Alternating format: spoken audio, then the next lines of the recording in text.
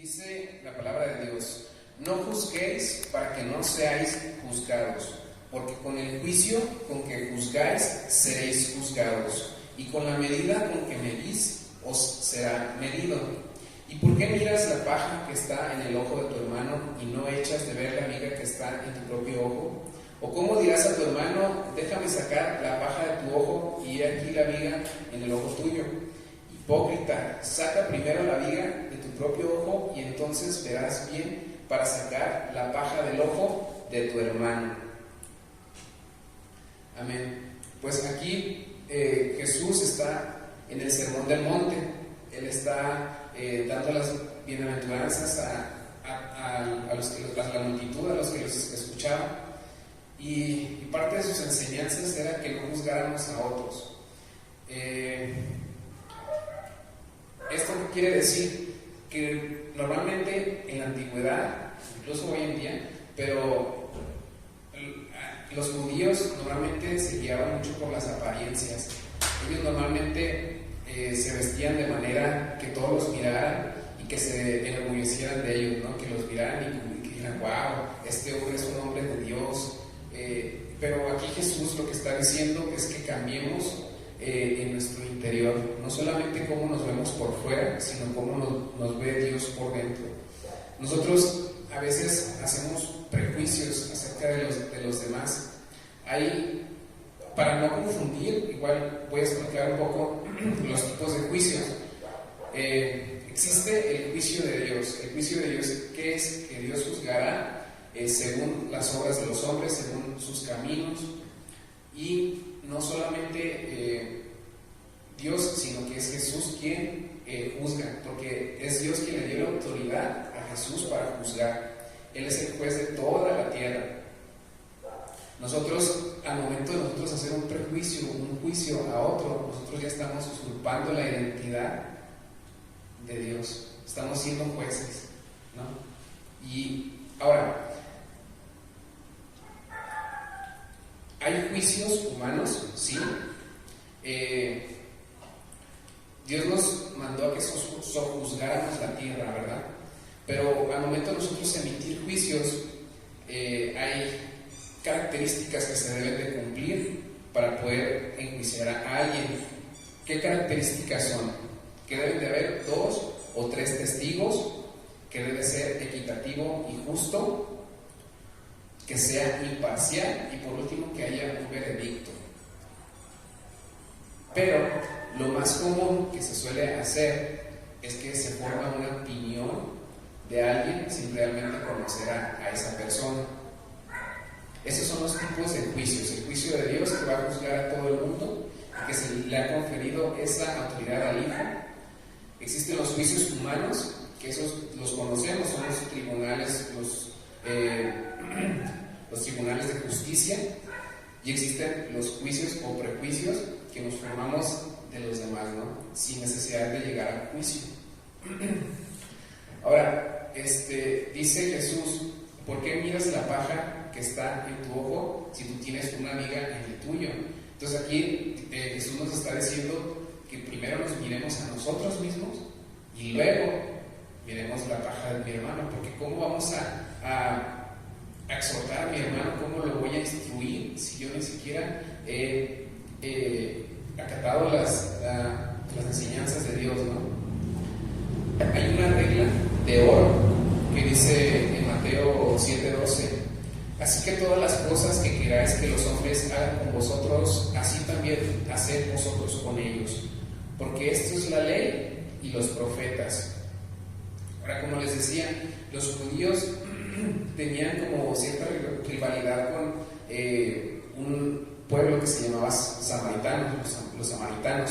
Estos samaritanos habían abrazado parte de la cultura judía y adoraban a Dios, a Jehová. Pero no solamente hacían eso, sino que también adoraban a otros dioses. Adoraban a un dios que se llamaba, no me acuerdo cómo se llamaba el dios, pero era un dios en el que le ofrecían sacrificios de niños. Imagínense, es horrible lo que hacían estos samaritanos, y por eso era el odio que tenían los judíos hacia los samaritanos. Pero aquí Jesús ilustra muy elocuentemente, como todo buen comunicador ante toda la multitud, hace una parábola, hace la parábola del buen samaritano. Pasa que los judíos, ya ven que dice el versículo: amarás al Señor tu Dios con todas tus fuerzas, con todo tu corazón, con toda tu alma, con toda tu mente. ¿Y cuál es el segundo que dice? Amarás a tu prójimo como a ti mismo, ¿verdad? Ahora, los judíos no consideraban el prójimo a todos por igual. Ellos tenían selectivamente a su prójimo. Todos los que eran iguales como ellos eran su prójimo, no eran todos. Entonces, por eso, cuando Dios, era un experto de la ley el que se acercó a Jesús, y este experto de la ley le hace una pregunta.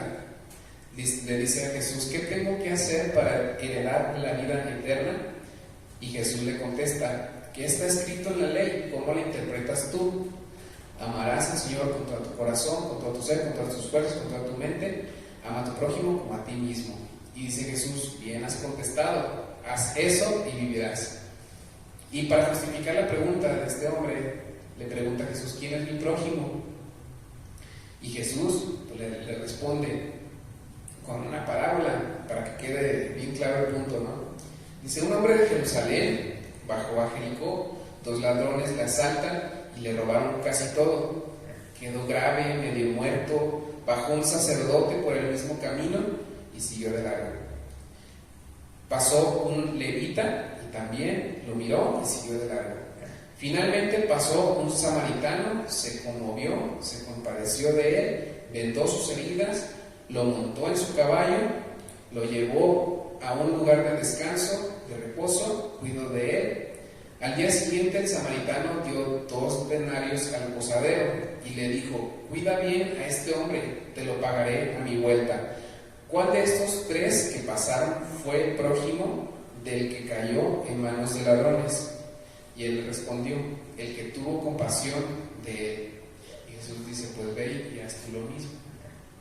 Como ven, pues este odio que tenían los judíos con los samaritanos, aquí está haciendo un rompe-paradigma, ¿no? Lo veíamos en la mañana con el video de nuestro hermano, que Jesús cuando vino y rompió paradigmas, rompió y cambió y hizo muchas cosas, ¿no? Pero aquí lo que podemos ver es que el prójimo ahora ya no es los iguales, a los que yo puedo considerar como mi prójimo, sino son todos.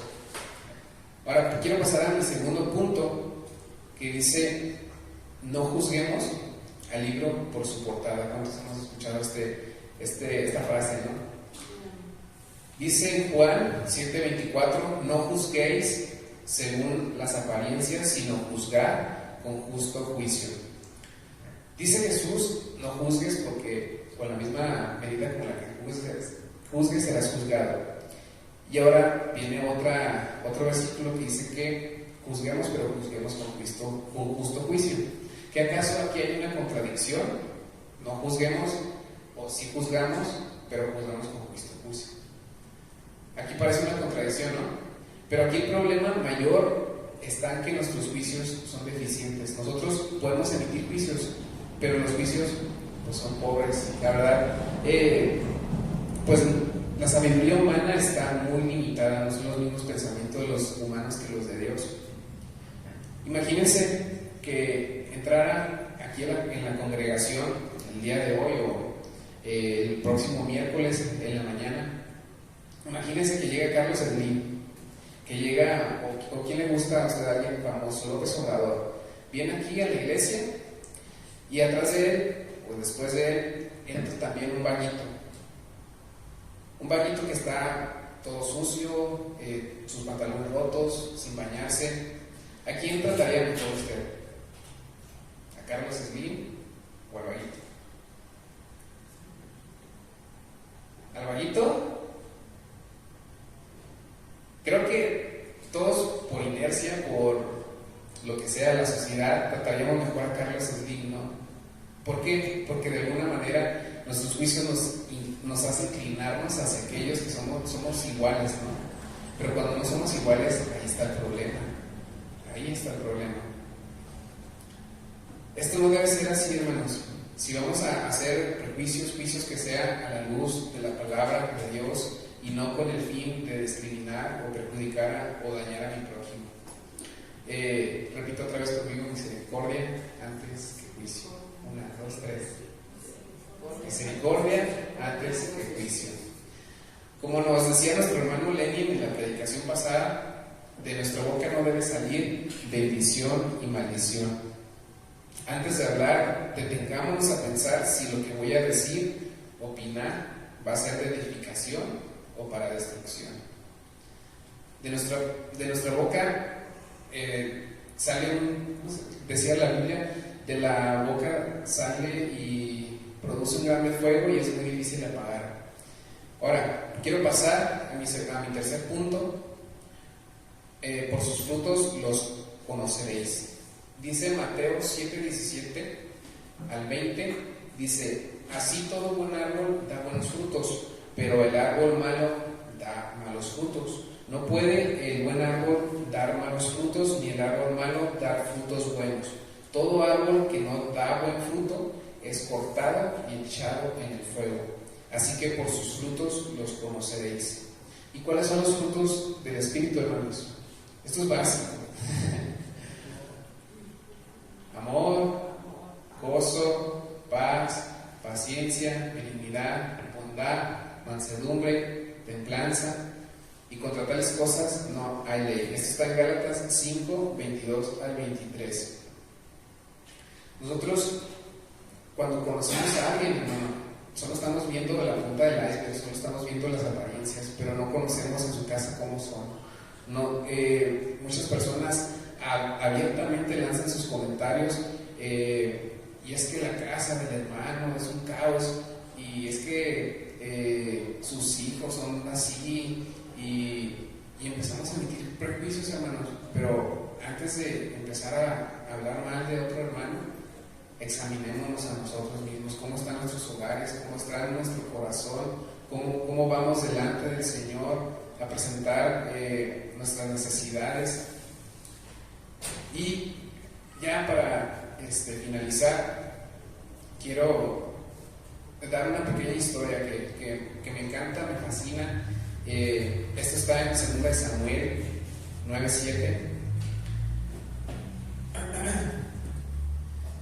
Aquí, si se pueden fijar en los frutos del Espíritu, no, así como decía el título, misericordia antes de juicio, no viene como tal en los frutos del Espíritu misericordia, pero dentro de los frutos del Espíritu está la bondad.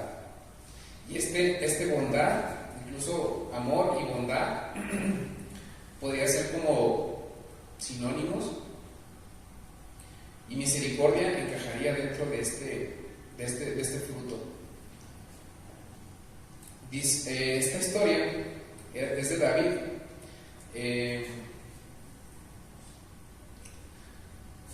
Cuando David, antes de que fuera rey, conoció a Jonathan. Jonathan era el hijo de Saúl. Y antes de que David fuera rey, ellos fueron grandes amigos. Dice la Biblia que se fueron ligados. Cuando se conocieron, dice que su alma quedó ligada al de David. Y bueno, Jonathan y Saúl murieron en su momento. Después de esto, David fue proclamado rey. Jonathan tuvo un hijo que se llamó Mefiboset. Y cuando la cuidadora de Mefiboset estaba cargando al bebé que era Mefiboset, sale corriendo porque David fue proclamado rey, y mediante todo el caos que se desató porque David era proclamado rey, la cuidadora tenía Mefiboset en sus manos cuando era bebé, y salió corriendo.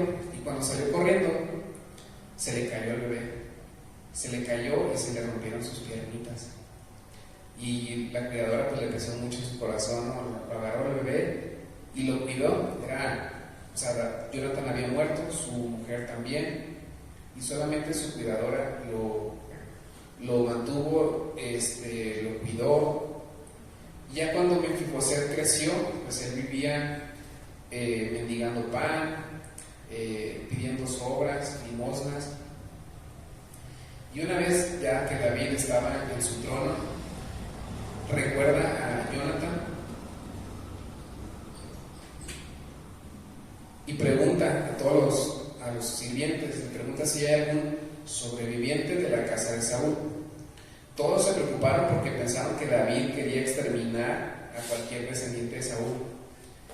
Y cuando traen a Mefiboset ante David, Mefiboset pensaba que David lo iba a matar. Y todos pensaban lo mismo, que lo iban a matar. Pero veamos lo que dice David. Dice en 2 de Samuel: y le dijo David, no tengas temor, porque yo la verdad haré contigo misericordia por amor de Jonathan tu padre, y te devolveré todas las tierras de Saúl tu padre, y tú comerás siempre a mi mesa. Y él, inclinándose, dijo, ¿quién es tu siervo para que me mires a un perro muerto como yo? Entonces el rey llamó a Siba, siervo de Saúl, y le dijo, todo lo que fue de Saúl y de toda su casa, yo lo he dado al hijo de tu señor. Tú pues le labrarás las tierras, tú con tus hijos y tus siervos, y almacenarás los frutos para que el hijo de tu señor tenga pan para comer. Pero Mefiboset, el hijo de tu señor, comerá siempre a mi mesa. Y tenía Siba 15 hijos y 20 siervos. Y respondió Siba al rey, conforme a todo lo que ha mandado mi señor el rey a su siervo, así lo hará tu siervo. Mefiboset, dijo el rey, comerá a mi mesa como uno de los hijos del rey. Y tenía Mefiboset un hijo pequeño que se llamaba Micaya. Y toda la familia de la casa de Siba eran siervos de Mefiboset, y moraba Mefiboset en Jerusalén, porque comía siempre a la mesa del rey y estaba lisiado de ambos pies. Aquí, como podemos ver, David, pues en vez de emitir juicio contra Mefiboset, prefirió dar misericordia. Era un descendiente de Saúl, no iba a rebelarse a quitarle su trono, pero pudo haber acabado con su descendencia y que se borrara el nombre de los descendientes de Saúl para siempre. Pero no, David siempre estaba alineado sus pensamientos a los de Dios y quiso hacer misericordia por amor a su amigo Jonathan. Así nosotros debemos actuar ante los demás. Antes de mirarlos, primero mirémoslo con misericordia. Este tema me parece muy interesante, y más si lo vemos como con ojos o lentes espirituales. A veces cuando emitimos prejuicios o juicios, siento que nos ponemos como unos lentes, ¿no? Pero esos lentes no tienen la graduación que Dios nos dijo que pusiéramos en nuestros lentes, sino que están mal graduados esos lentes, ¿no? Entonces pongámonos los lentes espirituales bien graduados de la misericordia. Amén. Pues Dios nos llama a esto, hermanos. Dios nos sienta a su mesa, nos dice dónde están los que te acusaban. Si nosotros alguna vez llegamos a escuchar de algún hermano que hablara de mal de nosotros, Dios no es así. Dios nos trae a su mesa y nos dice dónde están los que te acusan, dónde están los que te hablan mal de ti, ¿no? Pues Dios nos dice, yo no te condeno. Dios es rico en misericordia. Hay más de 150 versículos, hermanos, que hablan de la misericordia de Dios. Dice la palabra que su misericordia se renueva todos los días. Y ya para concluir, hermanos, hay un versículo en Santiago 2:13 que dice, porque juicios son misericordia, se hará con aquel que... Porque juicios y misericordia se hará con aquel que no hiciera misericordia. Y la misericordia triunfa sobre el juicio. Toda la escritura, hermanos, está inspirada por Dios, es útil para enseñar, para redarguir, para corregir, para instruir en justicia, a fin de que el hombre de Dios sea perfecto, enteramente preparado para toda buena obra. Gracias por acompañarnos en un nuevo video de la Casa del Alfarero. Síguenos en nuestro Facebook y déjanos un comentario para saber cómo podemos ayudarte. Y si te gustó este video, compártelo para que este mensaje llegue a más gente y les pueda ayudar en su vida. Bendiciones desde Zapopan, Jalisco. Nos vemos en el próximo video.